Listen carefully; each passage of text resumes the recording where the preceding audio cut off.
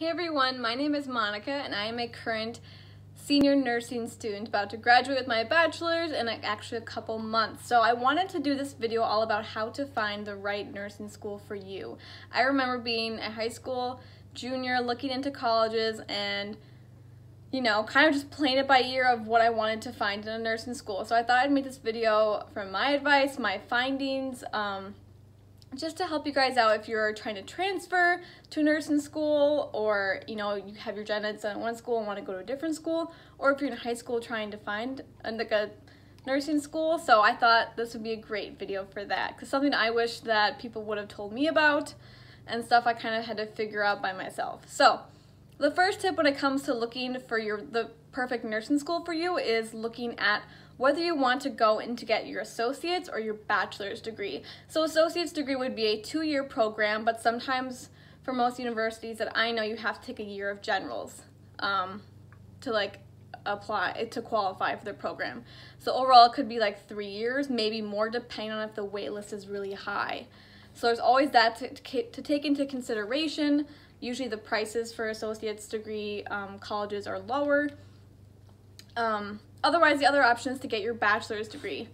Sorry, this is my sister's puppy, and I take care of her, so she's sitting on my lap. So the other option is to get a bachelor's degree. So that is at a 4-year university, or you could get your associates and then go to an online school and get your bachelor's degree. It doesn't matter. So your bachelor's degree is a 4-year degree. You usually go to a 4-year university and take a year or 2 of gen eds, they call it. So kind of like high school, you take English, math, anatomy and physiology, stuff to qualify to get into nursing program. So that's the kind of basis you want to look at of what kind of school you want to go to and what kind of degree you want to end up getting. The next thing is to look at location. How far are you willing to go? So if you live in Wisconsin, say, and you want to go to Florida, looking at that location-wise, where do you want to go to school? Too, also it's helpful to look at whether or not, if states around you have in-state tuition or reciprocity. So for example, the Midwest, we have reciprocity, which I'm sure other states do too. So if you were born and a resident of North Dakota, you could get into Minnesota and she's squeaking. So you could go to a Minnesota school and pay the same price as a Minnesota resident. So the next thing, so also looking at location too, kind of goes right into price. So if you are an out-of-state student, that's going to cost you more than an in-state student. So for example, if you live in Florida and want to go to a school in New York, you're going to pay out-of-state tuition because you're not a resident of New York. So your price will be significantly higher than a New York resident, for example. So that's something also to take into consideration pricing-wise, because you're paying a lot more going out of state. But that also matters, is it worth it to you? Do you have the funds available to go out of state? So that's stuff you have to think about too when it comes to price. Also too, it's good to look at, do they have certain scholarships if you have a certain ACT? That kind of thing is good to look at. Also, if you for my school, if you had a certain GPA, sorry, I keep touching my hair, in high school, then you got a certain scholarship. So pricing is very important when it comes to college. Gosh, people spend so much money on tuition. It's insane. So, if that's worth it to you, if you have the funds available, but don't just go to school just because it's really cool, but it costs a whole ton, because at the end of the day, you're all getting the same degrees. So, if it's really worth it to you, go ahead, but that's something to take in consideration, is loans and interest are a real thing. So just be careful of that, okay? The next thing that it comes into is looking at if you want to go into a private school or a public school. So the difference is public schools, they're funded by the state, so usually prices are lower that way. And then also private schools are privately funded, so they're completely funded based on student tuition. So that's why they're usually higher. Also too, not always, but usually private schoolers are smaller than public schools. So if you're really looking for like a big school experience, and maybe wouldn't go to a private university, but if you're looking for a more small town, not small town necessarily, but like a small, more community feel, private schools are good for that. But again, pricing is a thing with them. You know, usually, not always, but usually private schools are going to be more expensive. But that's something to take into consideration. I go to a private school, but one of the only ones I found out that was the same, if not less expensive than the state schools. So I was like, what? So you can always find a little diamond in the rough there too. But also too, when it comes into it, this may sound bad, but usually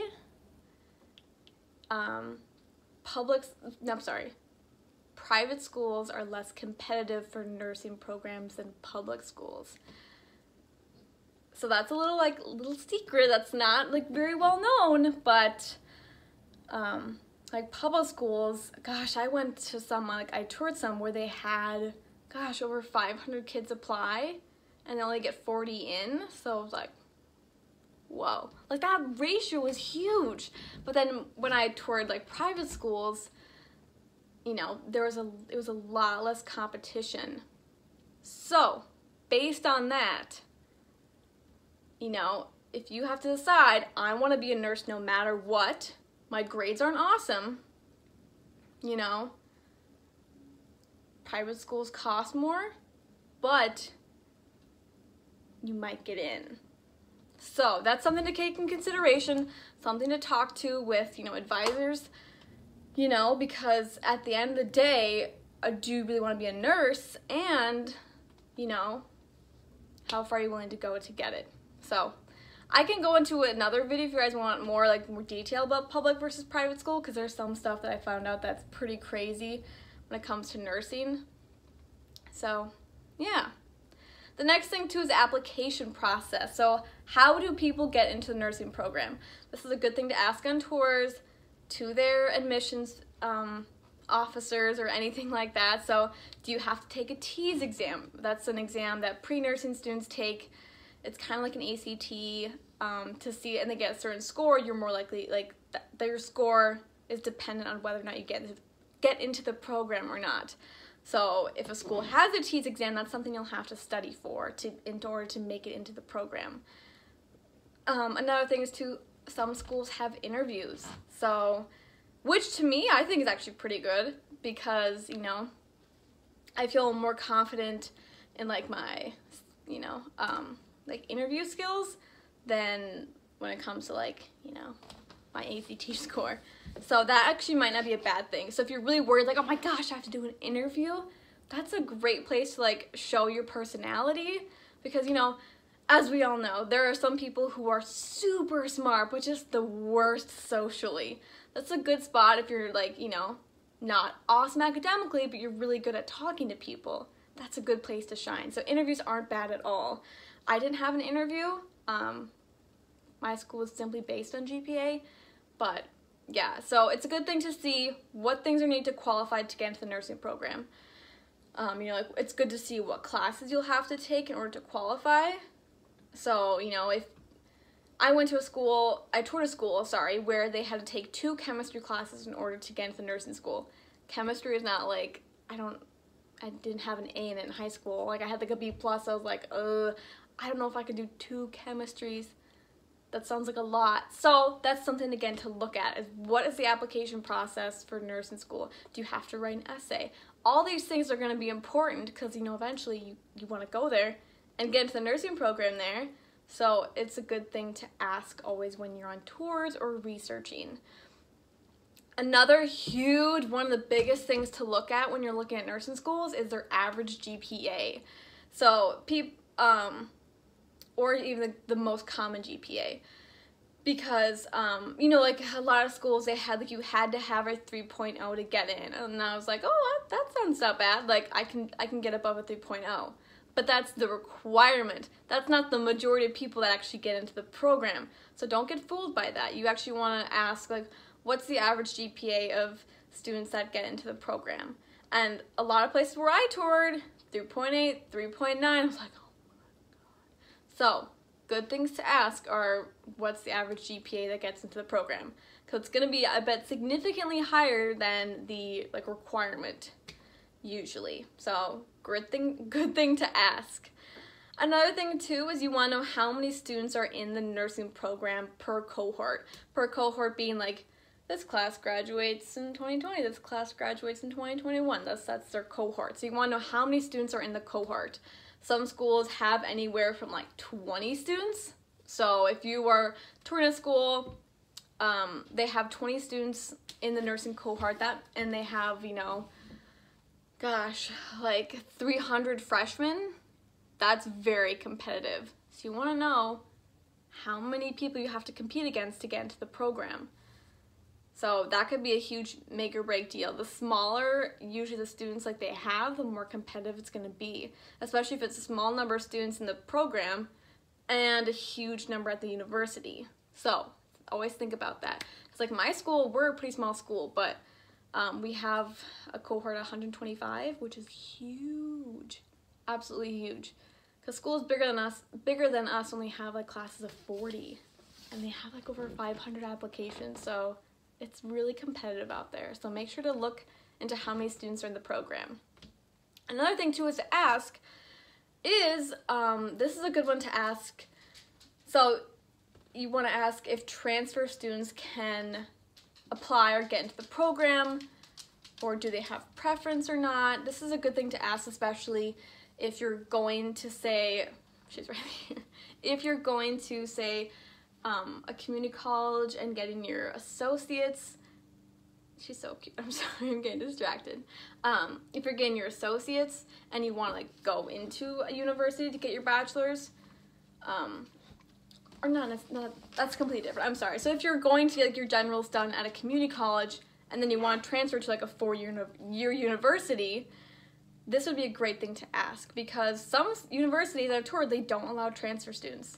So unless you start there, you can't get in. So always, it's a good thing to ask. Also too, if you're a student going to a 4-year university and you have people transfer students, are they able to get into the program, and do they have priority, or do I have priority since I started here as a freshman? Is also a good thing to ask. Because if there's no priority, and you've been there you've been there for a year, and you're applying, and this person has transferred in, done their gen ed somewhere else, and came here, and then they get in over you, it's kind of a sucky deal, you know what I mean? Because you've started there, so you've made the university more money than they will. So good things to ask about transfer students. Also too, because some people don't get into the program at their school, so they transfer to other schools and try to apply to other schools. Ruby. I'm sorry. Okay.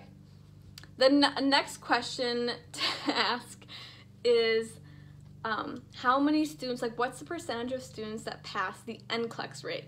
This is a big question to ask, because this shows, does the university prepare its students for the NCLEX? The NCLEX, for those of you who don't know, is the national exam, but you take it like in states, and so you take it like in the state you want to practice in, usually.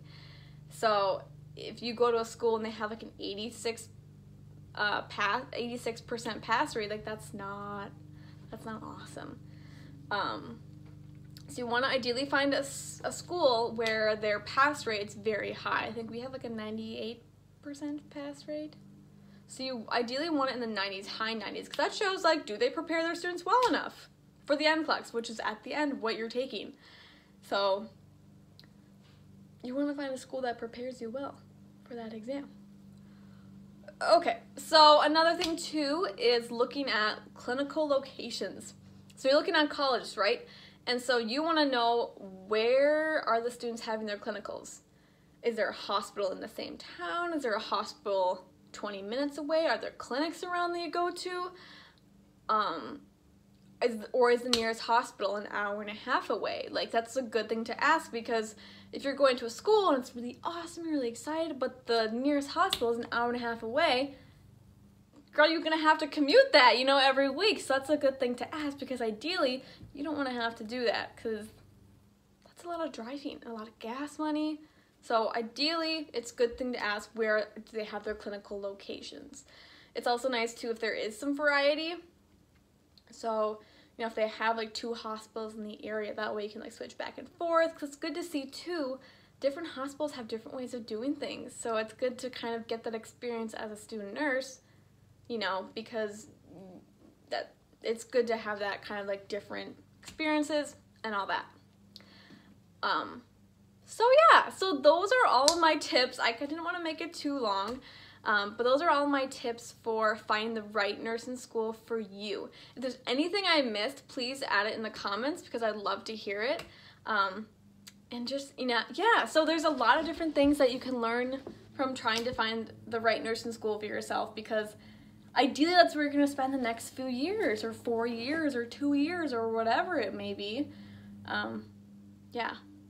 So, I hope you guys have an amazing day. I hope you enjoyed little Ruby in the back. And I hope you guys have a great day. If you have any questions, please let me know. Otherwise, yeah, I'll see you guys later. Bye.